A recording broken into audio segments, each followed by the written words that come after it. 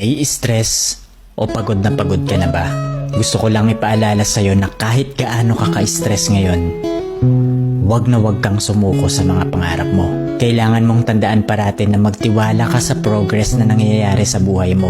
Kahit alam ko na minsan sobrang hirap at sobrang nakakapagod na din talaga. Magtiwala ka sa kakayahan mo. Ang dami mo nang nalagpasan na mga malalaking problema dati. Ngayon ka pa ba susuko? Patuloy ka lang na lumaban. Yung pakiramdam mo ngayon na nahuhuli ka na sa buhay, siguro dahil nakikita mo yung mga kakilala mo o yung mga kaibigan mo, pakonti-konti may na-achieve na sila. Parati mong tandaan na lahat tayo ay may kanya-kanyang timeline sa buhay. Hindi ka nahuhuli at hindi ka rin naman nauuna. Kung nasaan ka man ngayon sa buhay mo, yan ang lesson at experience na kailangan mong pagdaanan ngayon. Lahat tayo ay may sariling kwento sa buhay na makaka-inspire ng ibang tao. Sarili mong kwento yan.